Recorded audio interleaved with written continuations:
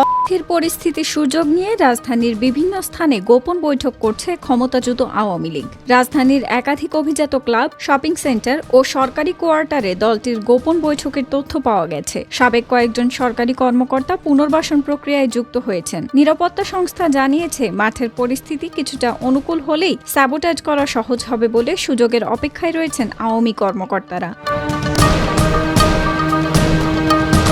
সূত্র জানিয়েছে, গত ২৫ আগস্ট মালিবাগের ফরচুন শপিং সেন্টারে দলের নেতারা গোপন বৈঠকে মিলিত হন। উত্তরার পার্শ্ববর্তী একটি ক্লাবে নিয়মিত বৈঠক করছেন ফ্যাসিবাদের দোসররা। নদীপথ ব্যবহার করে বৈঠকে যাতায়াত করা হয়। ঢাকা ধনকুবের সাবেক এমপির কারাগারে থাকা ছেলের রাশিয়ান স্ত্রী ও কিছু বিদেশি নাগরিক দলের পুনর্বাসনে গুরুত্বপূর্ণ ভূমিকা পালন করছেন। নিরাপত্তা সংস্থা তাদের গতিবিধি পর্যবেক্ষণ করছে এবং আইনি পদক্ষেপ নেওয়ার প্রস্তুতি নিচ্ছে।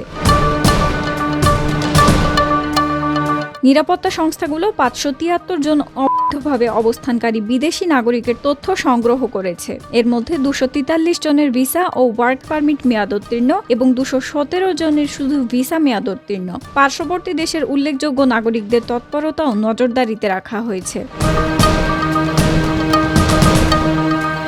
এছাড়া ঢাকার ধানমন্ডি এলাকায় দলের নেতাকর্মীরা মিছিল করে ককটেল বিস্ফোরণ ঘটায়। ডিএমপি জানায়, মিছিলে অংশ নেওয়া একজন ক্যাডারকে গ্রেপ্তার করা হয়েছে। কমিশনার বলেন, নিষিদ্ধ আওয়ামী লীগ, ছাত্রলীগ সহ নাশকতাকারীদের গ্রেপ্তার কোনো ছাড় নেই এবং অভিযান আরও জোরদার করা হবে। ভারত থেকে কিভাবে টাকা আসে এবং ভারতে কিভাবে ডলার পাচার হচ্ছে তা নিয়ে নতুন করে ভাবতে শুরু করেছে নিরাপত্তা সংস্থাগুলো।